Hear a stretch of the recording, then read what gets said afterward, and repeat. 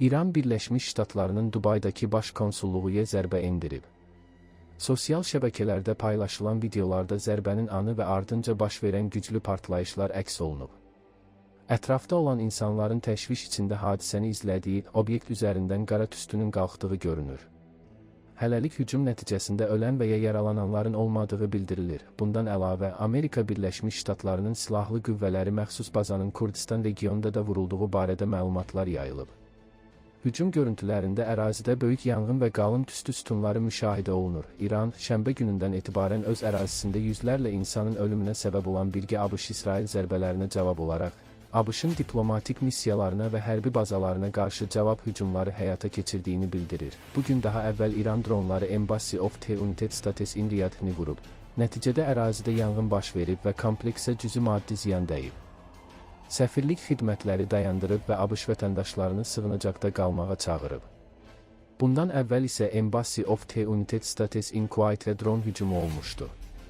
Hər iki səfirlik sonradan bağlanıb və bir sıra yaxın şərq ölkələrində vacib olmayan diplomatik heyətə ölkəni tərk etmək göstərişi verilib, çünki təhlükəsizlik vəziyyəti pisləşib.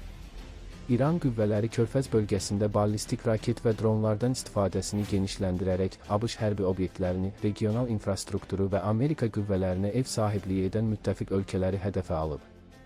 Bahraynda raket və dronlar Amerika Birləşmiş Ştatlarının silahlı qüvvələri qərargahı yaxınlığına düşüb.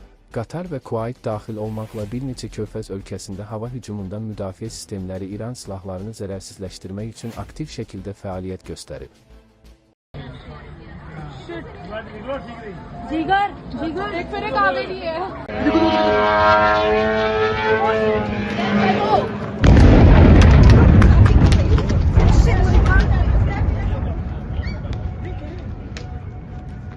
Shit.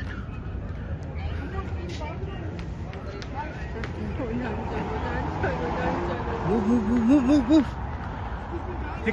निकल. Another drone. Boy, leave from there. वो खोला काउंटर ये जेम से निकलेंगे यहाँ से। US embassy लगा? हाँ Holy. oh, scary Oh shit.